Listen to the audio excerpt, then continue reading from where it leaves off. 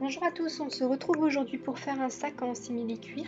Donc un sac assez classique de format rectangulaire avec des petits boutons pression à l'intérieur pour le refermer, un petit bouton aimanté pour le fermer sur l'avant et une petite pochette intérieure. Donc voilà, avec une doublure un peu plus colorée. Donc voilà ce modèle que nous allons réaliser ensemble étape par étape. Donc je vous propose de suivre ce tuto et n'hésitez pas à me mettre un commentaire si vous en avez par rapport à la vidéo, à vous abonner à ma chaîne aussi et puis à me mettre un like si vous avez aimé la vidéo. Et donc on commence par le matériel où on va avoir besoin donc d'un feutre, d'une règle, de ciseaux de couture. On va avoir besoin également de pinces et épingles donc pour le simili-cuir. On aura également besoin ici d'un marteau avec une petite planche et le kit pour œillet, le kit de boutons pression pour les boutons pression. Et on va avoir besoin d'utiliser un pied en téflon et une aiguille spéciale pour le simili-cuir. Donc, je commence par les découpes. En découpe, on va avoir besoin pour la doublure d'une découpe de 75 cm par 10 cm, 3 découpes de 24 cm par 27 cm. Pour le simili-cuir, pareil, 24 cm par 27 cm, 2 découpes de 34 par 27, une découpe de 75 par 10. Et puis, on va avoir besoin d'une sangle d'1 mètre, d'un petit ruban.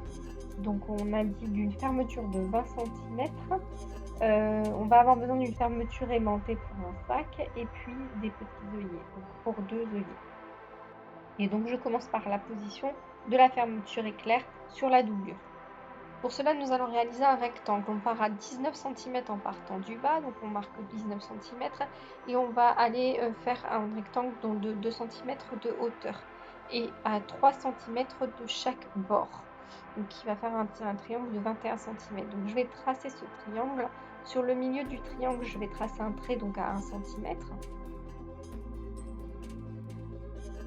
Et maintenant, je vais réaliser des petites diagonales du coup sur chaque côté, donc des petits rectangles pour pouvoir couper le tissu. Donc, on va commencer à replier le tissu sur lui-même et on va faire une petite incision. Là où vous avez bien fait vos petites diagonales, vous ne commencez pas à couper, vous coupez qu'à partir du moment où vous êtes sur la ligne directement. Et là, je vais couper les deux petites diagonales, donc mon petit triangle. Donc voilà, on le retourne et on voit bien qu'on peut le positionner du coup sur le haut de la fermeture éclair. On va réaliser une couture droite sur le devant.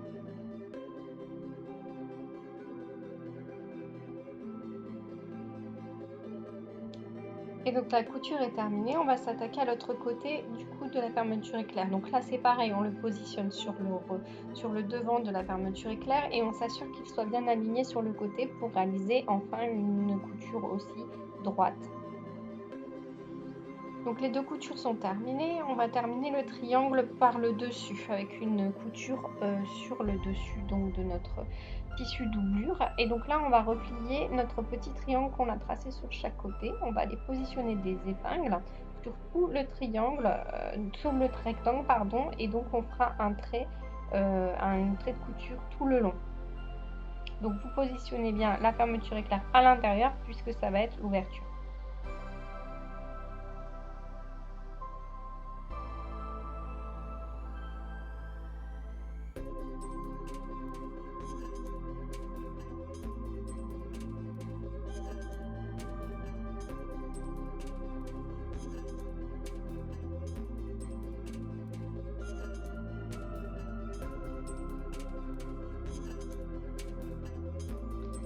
Donc voilà, je m'assure à ce que le rectangle soit bien fait uniformément. Je coupe les fils, c'est terminé. Et on va couper le surplus de fermeture éclair, donc sur l'arrière de notre tissu.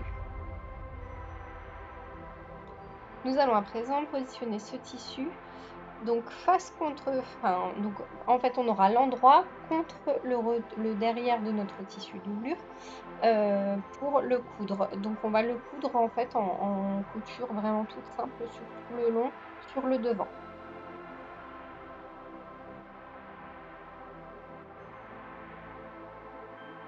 Voilà, c'est terminé. Quand on ouvre, on voit bien qu'on voit l'intérieur, le beau côté de la doublure. Et donc là, on va s'attaquer du coup à l'assemblage. Pour cela, je vais utiliser le tissu de 75 cm par 10 cm et je vais faire un repli de chaque bord à 24 cm. Donc je replie sur le bord à 24 cm. Je positionne les petites épingles et je viens réaliser une toute petite incision sur le bas de chaque repli, donc de chaque côté, ce qui va me permettre de pouvoir tourner mon tissu facilement. Donc là, sur ce point-là, on aura 27 cm qu'on met bord contre bord sur notre tissu doublure simple. On met des petites épingles et on va tracer un trait droit. Donc on va coudre une couture droite ici.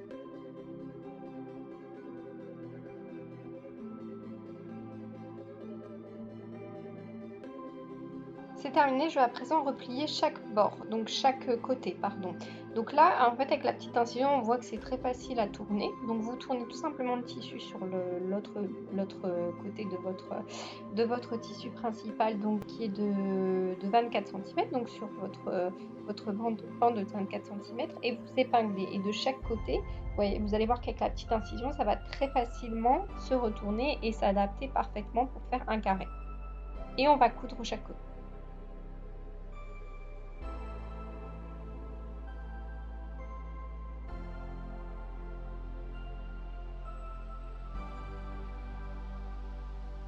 Et donc vous voyez bien que l'effet qu'on a, c'est l'effet souhaité, donc c'est l'effet un peu rectangle que l'on souhaite donner à notre sac. On réalise les deux mêmes petites incisions sur chaque bord de l'autre côté pour cette fois-ci le positionner sur l'autre côté de notre doublure. Donc endroit contre endroit encore une fois, le pan de 27 cm où je vais épingler et réaliser une couture droite.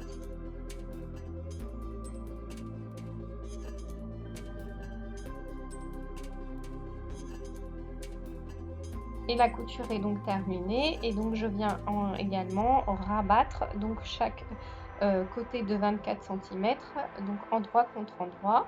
Et donc vous voyez bien qu'avec les petites incisions, ça vient parfaitement se mettre donc comme un carré ou un rectangle, et on va bien avoir notre effet rectangle souhaité. Et donc là, vous allez réaliser deux coutures donc sur les deux côtés de 24 cm.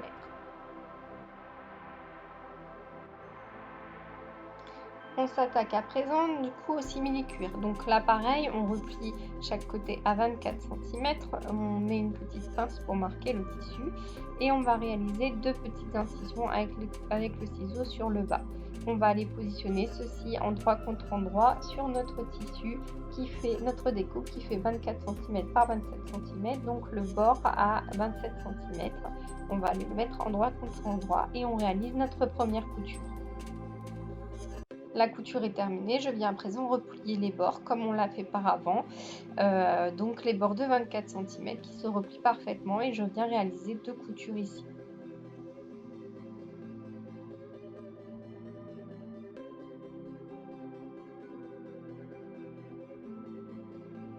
On vient maintenant assembler l'autre côté, donc pareil, on fait deux petites incisions sur chaque bord, mais vraiment toutes petites. On vient positionner le bord de 27 cm endroit contre endroit et on réalise une couture.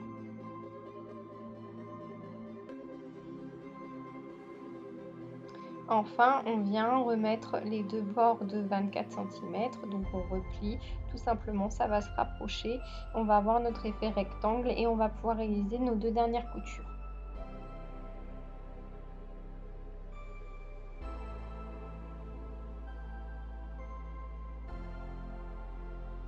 Donc cette partie du sac est terminée, je vais retourner du coup le simili-cuir donc sur l'endroit. Donc là on le retourne et on va déjà avoir un aperçu de notre sac. On peut même déjà positionner à l'intérieur la doublure pour voir l'effet que ça va rendre. Donc là vous la positionnez, du coup vous ne la retournez pas.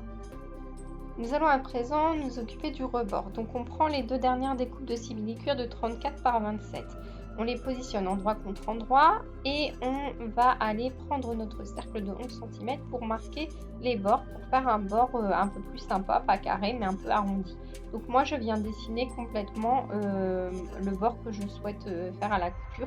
Ça m'aide à faire la couture, donc je le positionne à 1 cm pour bien avoir mon arrondi et ce que je souhaite en rendu. Donc là vous faites bien votre couture sur l'envers. Et quand ceci est terminé, je viens couper le surplus avec un petit ciseau, donc le surplus de simili-cuir, pour que quand on le retourne, on n'ait pas une grosse épaisseur. Donc on vient vraiment essayer de le couper le plus à ras possible et on le retourne. Donc voilà, on le retourne complètement. Assurez-vous bien à ce que les bords soient bien mis quand vous retournez ceci. Mettez bien vos bords. Et moi, je vais mettre des petites pinces tout le long et pas des épingles pour pas faire de trous, pour bien positionner le tissu l'un sur l'autre, et ce qui va me permettre de réaliser ensuite un point propre sur le dessus. Donc là, on réalise bien notre point final.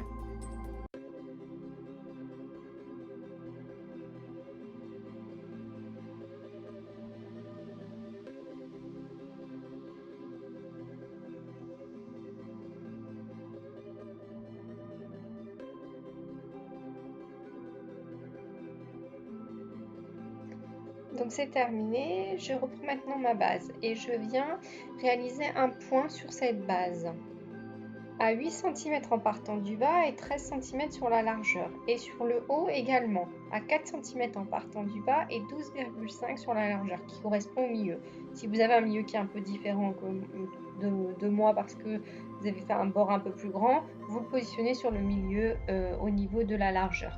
Et donc là, je viens prendre du coup mon kit aimanté où je viens réaliser 2 petites incisions pour pouvoir mettre mon aimant de chaque côté. Donc ça se compose en 2 parties, une partie du haut, une partie du bas, et chaque partie se compose aussi en 2, où j'ai un arrière qui me permet donc de bien assembler avec le tissu ma partie métallique, et donc de replier les 2 pattes pour que ça soit maintenu. Donc là, c'est selon ce que vous avez aussi comme kit. Je viens positionner des petites épingles à 11 cm de chaque côté, ça va être notre repère pour pouvoir après l'insérer. Et là, je viens mettre le kit de boutons. Donc à 3 cm en partant du haut et puis 7 cm sur chaque bord. Donc chaque bouton sera positionné à cet endroit-là, et du coup avec le kit je fais un trou, un premier trou sur les 2 côtés.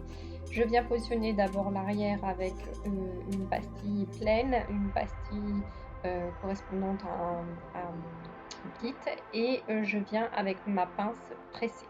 De l'autre côté, j'ai une pastille pleine et une autre pastille qui correspond à l'autre partie du bouton pression. Et donc ça, je le réalise des 2 côtés. Donc avec à chaque fois ma pince de bouton pression, où j'insiste bien pour que ça soit bien pressé et que ce bouton ne parte plus. Je viens le mettre donc à l'intérieur du sac en simili-cuir, donc de ma base. Et donc là, on va réaliser la couture un peu finale, où on va positionner l'ensemble du sac. Donc on replie sur un bon centimètre votre doublure et votre simili-cuir. Donc là, vous avez des pinces, des épingles, un peu comme vous le souhaitez. Moi, j'ai pris des pinces pour éviter de marquer trop le simili-cuir, mais sur l'arrière, vous allez être obligé d'utiliser des épingles classiques, parce que sinon, avec le rabat, vous n'allez pas pouvoir y arriver. Donc d'abord, je positionne les pinces. J'essaye de maîtriser un peu le simili-cuir qui est pas très facile. On essaye de bien faire quelque chose de lisse et quelque chose de droit, parce que c'est ce qui va se voir, donc c'est important que ça soit bien fait. Donc prenez du temps sur cette étape, et ensuite vous insérez le rabat. On a fait notre petite marque à 1 cm, donc qui correspond bien. Vous le vérifiez que ça correspond bien quand vous ouvrez et fermez votre sac. Et là, vous le positionnez bien, et on va pouvoir faire du coup une couture sur tout le long pour refermer le sac. Donc cette couture sur tout le long.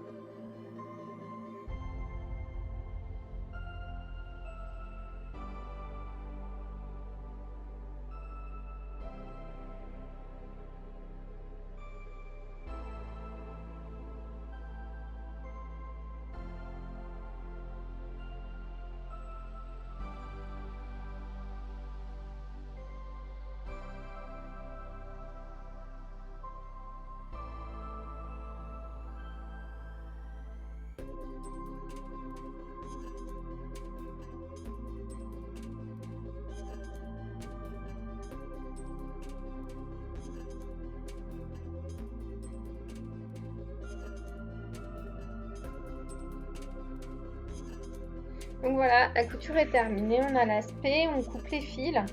Et on va venir s'attaquer à la position de l'œillet, donc de chaque côté. Donc là, on va le positionner à 3 centimètres en partant de la hauteur et sur le milieu de votre rebord. Donc selon ce que vous avez aussi comme couture, mais faites bien sur le milieu. Donc là, on fait un trou et on essaye de faire un trou un peu élargi avec les ciseaux pour passer vraiment votre œillet. En plus, ça dépend de la dimension et du centimètre de l'œillet que vous allez choisir. Voilà. Et donc ensuite, on va prendre notre pic, donc le bout qui va nous permettre de refermer avec le marteau où on donne juste un petit coup. Et on fait cette opération sur l'autre côté également au même niveau. On va faire aussi un petit trou, on positionne l'œillet. Donc l'œillet se compose de deux parties, une partie un peu plus haute et une partie plus plate. Et c'est donc sur la partie plate qu'on vient positionner le petit marteau et on va taper avec le gros, donc avec votre marteau. Donc voilà, on fait cette opération encore une fois. Pour donner un effet un peu trapèze à mon sac, je viens marquer le milieu de mon bord et je vais replier donc sur lui-même, donc ce qui va le ramener sur chaque bord. Et je vais réaliser du coup une couture sur chaque élément qui va refermer un peu le sac et donner un effet un peu trapèze. Donc là, on commence par le premier, où on fait la petite couture, puis le deuxième. Donc comme vous avez marqué le milieu, c'est votre repère, et c'est toujours votre repère pour pouvoir réaliser la couture. Tout simplement, on le fait vraiment coller à coller. Voilà l'effet que ça donne. Et vous pouvez couper les fils. Donc là, à présent, c'est terminé. On va positionner du coup la sangle. Donc la sangle, on la rentre par l'intérieur et on fait un nœud à l'intérieur. Donc on peut du coup l'adapter à la taille que l'on souhaite, si on le veut plus en bandoulière, si on le veut plus euh, serré pour le mettre au bras directement. Je viens mettre un petit ruban pour la fantaisie sur le côté. Vous pouvez aussi mettre un petit pompon si vous en avez. Voilà. Et du coup, on voit bien que c'est terminé et que vous avez les boutons pression, vous avez l'effet trapèze. Donc voilà, votre sac a l'effet que l'on souhaitait. J'espère que la vidéo vous a plu. N'hésitez pas à me mettre des commentaires, si ça vous a plu, à me mettre un like et à vous abonner à ma chaîne pour les prochaines vidéos. Vous retrouverez en descriptif donc tout le détail des découpes et des matériaux utilisés. Et puis je vous dis donc à très vite pour un prochain tuto couture.